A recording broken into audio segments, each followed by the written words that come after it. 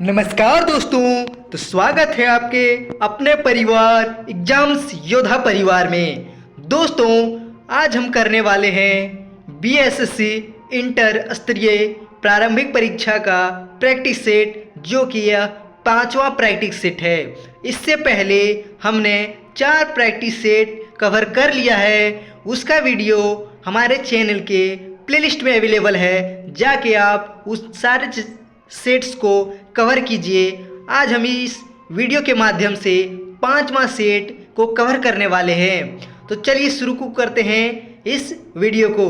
तो शुरू करते हैं, और इससे पहले अगर आप इस चैनल में नए हैं तो प्लीज़ चैनल को सब्सक्राइब कर दें, ताकि सारे सेट को आप जल्द से जल्द कवर कर पाएँ और सारे वीडियो को नोटिफिकेशन जो है आप तक सबसे पहले पहुँचे। तो देखते हैं आज का पहला प्रश्न है कि कंबाला एक वार्षिक भैंस दौड़ है जिसका आयोजन डैश में किया जाता है। यानी कि कहाँ किया जाता है?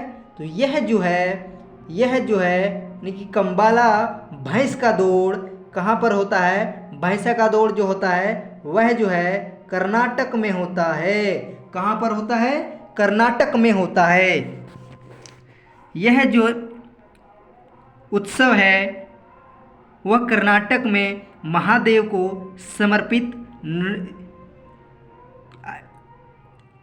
उत्सव है। महादेव को समर्पित यह उत्सव है। अगला प्रश्न की देखते हैं हम लोग। अगला प्रश्न है कि वे वस्तुएं जो या तो उपभोग अथवा निवेश के लिए निर्धारित है क्या कहलाती है? तो क्या कहलाती है? इसका आंसर हो जाएगा अत्यंत वस्तुएं कहलाएगा। क्या कहलाएगा? अत्यंत वस्तुएं कहलाएंगी। अगला प्रश्न देखते हैं। अगला प्रश्न है क्या है कि नकद आरक्षण अनुपात तथा खुले बाजार की संक्रियाओं में विचरण किसके साधन है? किसके साधन है? तो इसका आंसर हो जाएगा किसके साधन है? तो यह जो है मौद्रिक नीति के साधन है। किसके साधन है? मौद्रिक नीति के साधन है। अगला प्रश्न हम लोग देखते हैं। अगला प्रश्न है कि मनुष्य एक सामाजिक प्राणी है, यह कथन किसका है? मनुष्य एक सामाजिक प्राणी है, यह कथन किसका है? तो यह कथन जो है यह कथन अरस्तु का है। किसका है? अरस्तु का है। किसका है? अरस्तु का है। अगला प्रश्न की बात करें तो अगला प्रश्न है क्या है कि सीमांत लागत किसके बराबर होती है? सीमांत लागत किसके बराबर होती है? तो देखते हैं इसका आंसर क्या होगा। इसका आंसर जो होगा वह होगा मात्र परिवर्तन द्वारा विभाजित कुल लागत में परिवर्तन इसका आंसर होगा। अगला प्रश्न की बात करें तो अगला प्रश्न है कि बाजारों के आत्यंतिक स्वरूप कौन से हैं? बाजारों के आत्यंतिक स्वरूप कौन से हैं? तो इसका जो आंसर हो जाएगा दोस्तों, इसका आंसर हो जाएगा पूर्ण स्पर्धा एकाधिकार। अगला प्रश्न देखते हैं। अगला प्रश्न है कि भारत के राष्ट्रपति को स्वेच्छा निर्णय अधिकार यानी कि विवेकाधिकार के अंतर्गत क्या प्राप्त है? तो क्या प्राप्त है? यह जो है क्या प्राप्त है इनको जो है भारतीय प्रधानमंत्री नियुक्ति का अधिकार, यह जो है विवेकाधिकार होता है राष्ट्रपति का। अगला प्रश्न देखते हैं कि सिंधु घाटी सभ्यता की लिपि कौन सी है? तो सिंधु घाटी की लिपि जो है वह जो है खरष्ठी लिपि है। कौन सी लिपि है? खरष्ठी लिपि है। अगला प्रश्न की बात करें। अगला प्रश्न है कि निम्न में से कौन सी साहित्यिक कृति कृष्णदेवराय ने लिखी थी? तो यह जो है कौन सी लिखी थी? तो इसका आंसर हो जाएगा अनुक्त माल्यदा। अनुक्त माल्यदा जो है कृष्णदेवराय के द्वारा लिखी गई साहित्य है। अगला प्रश्न देखते हैं हम लोग। अगला प्रश्न है कि साहित्य के 3 प्रमुख स्वरूप कौन से हैं? साहित्य के 3 प्रमुख स्वरूप कौन से हैं? तो इसका आंसर हो जाएगा साहित्य के 3 प्रमुख असहयोग, सविनय, अवज्ञा तथा बहिष्कार है। सत्याग्रह के 3 प्रमुख स्वरूप कौन है? असहयोग, सविनय, अवज्ञा तथा बहिष्कार है। अगला प्रश्न की बात करें। अगला प्रश्न है कि राष्ट्रपति को किस अनुच्छेद के अंतर्गत यह अधिकार प्राप्त है कि वह वित्तीय आपात लागू कर सकता है, यानी कि वित्तीय आपातकाल लागू कर सकता है? तो यह जो है अनुच्छेद 360 के तहत है। अनुच्छेद 360 के तहत है। अगला प्रश्न देखते हैं। अगला प्रश्न है कि निम्न में से कौन से विषय हमारे संविधान की समवर्ती सूची में शामिल नहीं है? तो कौन सी विषय समवर्ती सूची में शामिल नहीं है? तो इसका आंसर हो जाएगा ए माने बाजार, शेयर बाजार तथा भावी बाजार, यानी कि फ्यूचर्स बाजार जो है यह जो है समवर्ती सूची का विषय नहीं है। अगला प्रश्न बात करें। अगला प्रश्न है कि ग्रांड कैनियन किस नदी में है? तो ग्रांड कैनियन जो है यह जो है वह कोलोरेडो नदी पर है। कौन सी नदी पर है? कोलोरेडो नदी पर है। और यह जो है यूएसए में है। अगला प्रश्न देखते हैं हम लोग। अगला प्रश्न है कि जब ईस्ट इंडिया कंपनी का गठन हुआ था उस समय भारत का मुगल बादशाह कौन था? जब ईस्ट इंडिया कंपनी की स्थापना हुआ था, यानी कि गठन हुआ था, उस समय भारत का मुगल बादशाह कौन था? तो उस समय जो है अकबर था। अकबर थे। कौन थे? अकबर। अगला प्रश्न की बात करें। अगला प्रश्न है कि लॉर्ड कर्जन के वायसराय होने के दौरान निम्न में से कौन सी घटना नहीं घटी थी? कौन सी घटना नहीं घटी थी? तो यह जो है भारतीय राष्ट्रीय कांग्रेस का गठन, यह जो है उस समय नहीं हुआ था। यानी कि कर्जन का कार्यकाल बात की जाए, कर्जन की कार्यकाल की बात की जाए, कर्जन की, तो यह जो है कर्जन 1905 में थे। बंगाल विभाजन इनके द्वारा किया गया था। द्वितीय दिल्ली दरबार भी इसी काल में हुआ था।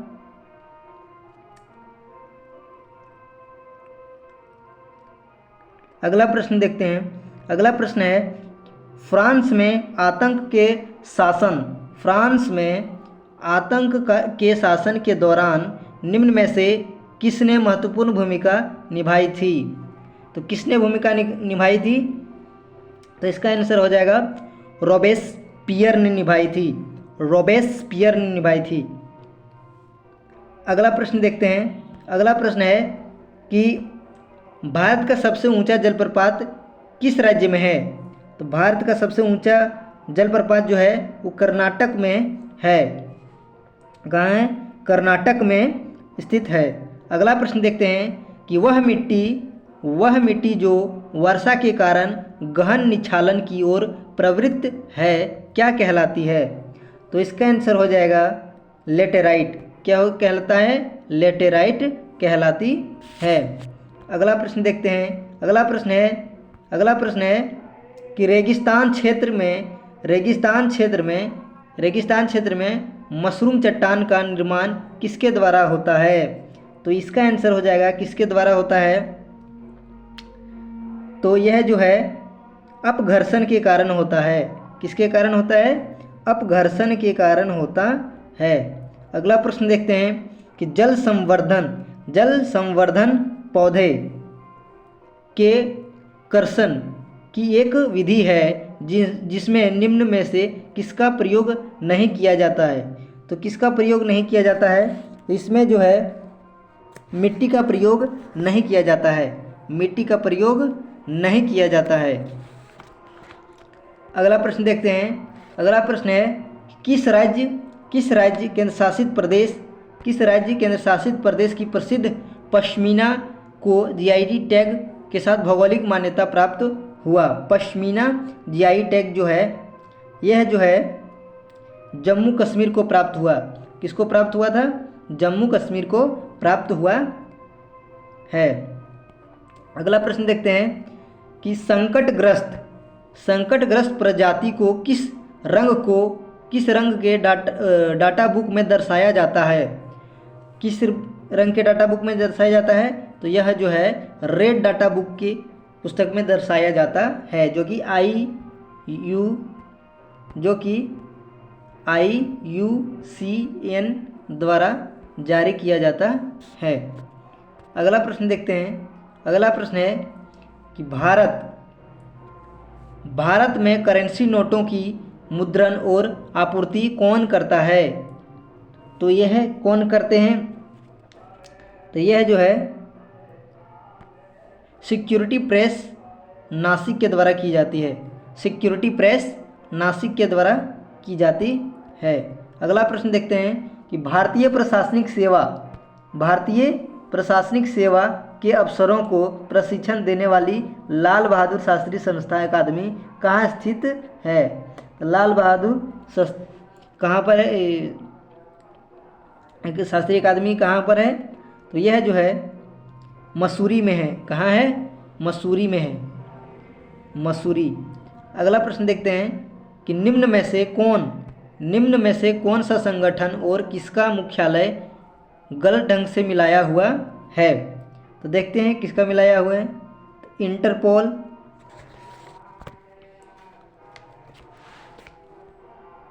पच्चीस का क्वेश्चन है। देखिए इसका जो है आंसर हो जाएगा चौथा। यानी अंतर्राष्ट्रीय नागर विमानन संगठन जो है वो लंदन में नहीं है, बल्कि यह जो है कनाडा में है। कहाँ पर है? कनाडा में, मॉन्ट्रियल, कनाडा के मॉन्ट्रियल में है। कहाँ है? मॉन्ट्रियल में है।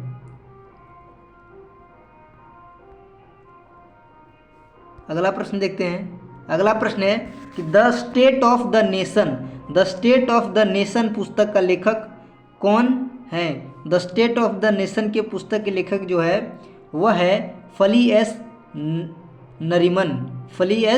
नरीमन है। अगला प्रश्न देखते हैं। अगला प्रश्न है कि निम्न नोबेल पुरस्कार विजेताओं में से किस विजेता को शांति का नोबेल पुरस्कार नहीं मिला है? किसको नहीं मिला है? तो किसे नहीं मिला है? इसका आंसर हो जाएगा सर विंस्टन चर्चिल को नोबेल का शांति पुरस्कार नहीं बल्कि साहित्य का पुरस्कार दिया गया है। अगला प्रश्न देखते हैं।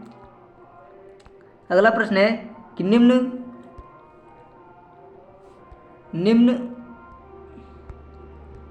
निम्नलिखित कौन सा त्यौहार राज्य से सही युग्म नहीं है? तो कौन सा नहीं है देखते हैं। मोढेरा नृत्य महोत्सव गुजरात, बाणेश्वर मेला राजस्थान। तो कौन सा सही है? तो यह जो है इसका आंसर हो जाएगा केवल एक जो है वह सही है, मोढेरा, जो कि गुजरात में आयोजित की जाती है। अगला प्रश्न देखते हैं। अगला प्रश्न है कि अंतर्राष्ट्रीय गरीबी उन्मूलन दिवस 2023 का विषय क्या है? यानी कि इसका थीम क्या है? तो इसका थीम जो है सभ्यकारी और सामाजिक सुरक्षा, सभी के लिए व्यवहार में गरिमा लाना इसका थीम है। Option number A is the right answer. अगला प्रश्न देखते हैं। अगला प्रश्न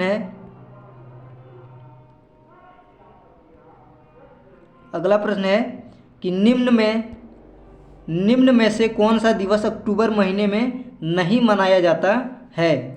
तो कौन सा नहीं मनाया जाता है? तो विश्व पर्यावरण दिवस जो है वह नहीं मनाया जाता है।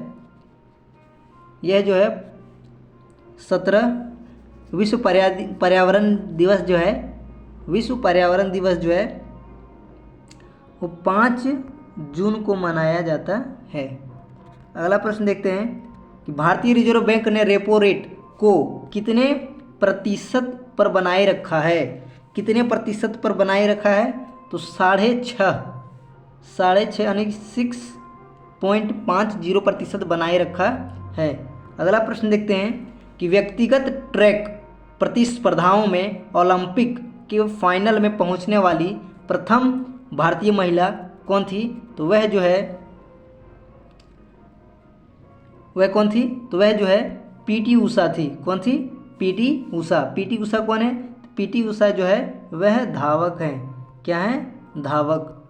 अगला प्रश्न देखते हैं कि अगला प्रश्न है कि जबड़ाबंदी लॉक जॉक रोग किसे कहते हैं? तो किसे कहते हैं? ये जो है टिटेनस को कहते हैं। किसे कहते हैं? टिटेनस को कहते हैं। किसे कहते हैं? टिटेनस को कहते हैं। और यह जो है बैक्टीरिया से होने वाला रोग है। बैक्टीरिया से होने वाली रोग है। ठीक है। अगला प्रश्न देखते हैं। अगला प्रश्न है कि महात्मा गांधी के जन्म स्थल पर एक राष्ट्रीय स्मारक का निर्माण किया गया, तो किस नाम से किया गया है? तो यह जो है कीर्ति मंदिर के नाम से किया गया है। किसके नाम से किया गया है? कीर्ति मंदिर के नाम से किया गया है। अगला प्रश्न देखते हैं। अगला प्रश्न है कि पहले भारतीय क्रिकेटर कप्तान कौन थे? सबसे पहले भारतीय क्रिकेटर कप्तान कौन थे? तो यह जो है सीके नायडू जो है वह पहले भारतीय क्रिकेटर कप्तान थे। कौन थे? सीके नायडू कप्त भी जो है वो क्रिकेट से संबंधित है। अगला प्रश्न देखते हैं कि क्या है कि मुस्लिम शासकों में सबसे पहले किसने मूल्य नियंत्रण लागू किया?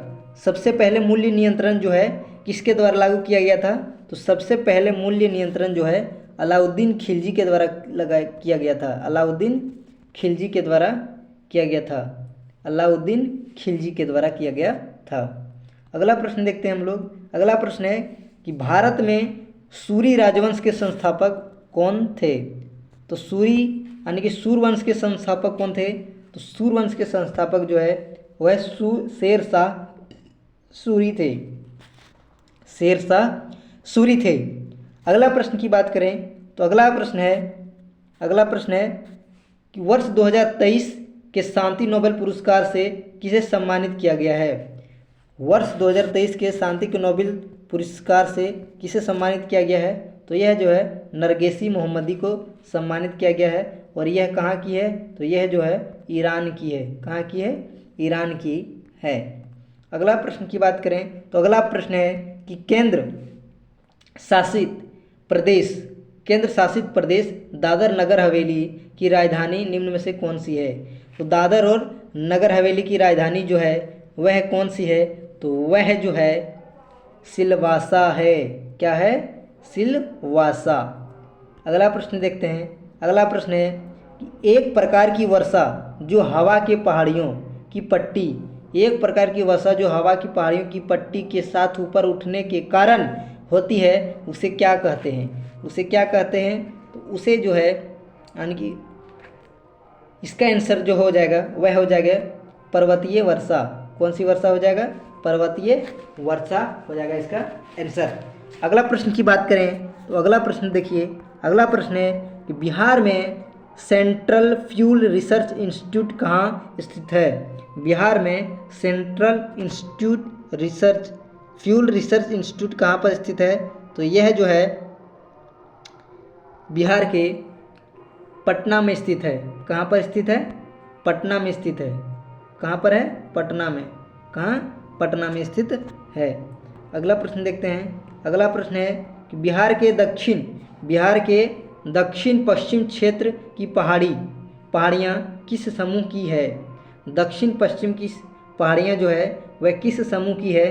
तो यह जो है विंध्यन समूह की है। कौन से समूह की है? विंध्यन समूह की है। अगला प्रश्न देखते हैं। अगला प्रश्न है कि राष्ट्रकूट, प्रतिहार और पालों का संबंध है। राष्ट्रकूट, प्रतिहार और पालों का संबंध किससे है? तो इसका आंसर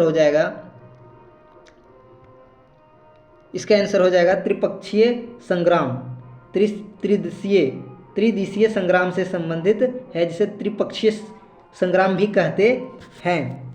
अगला प्रश्न देखते हैं। अगला प्रश्न है कि भारतीय अंतरिक्ष अनुसंधान संगठन किसके लिए मानव रहित उड़ान परीक्षण शुरू करने की योजना बना रहा है? तो किसके लिए कर रहा है?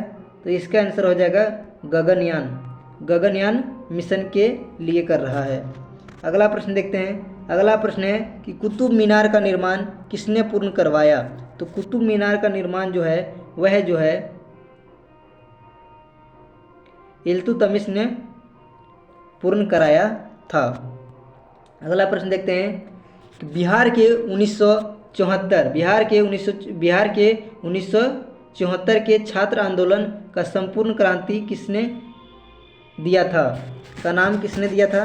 तो यह जो है जयप्रकाश नारायण के द्वारा दिया गया था। किसके द्वारा दिया गया था? जयप्रकाश नारायण के द्वारा दिया गया था। अगला प्रश्न देखते हैं कि मुमताज महल किस प्रसिद्ध मुगल बादशाह की पत्नी थी? तो मुमताज जो है वह जो है शाहजहां की पत्नी थी। अगला प्रश्न है कि प्राचीन के अवशेषों का अध्ययन है। तो यह क्या अध्ययन है?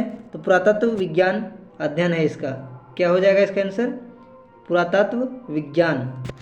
अगला प्रश्न देखते हैं। अगला प्रश्न है कि सिपाही विद्रोह या प्रथम स्वतंत्रता संग्राम किस वर्ष में हुआ? यानी कि 1857 की क्रांति के बारे में पूछ रहा है। तो यह जो है 1857 को हुई थी। अगला प्रश्न देखते हैं कि बिहार के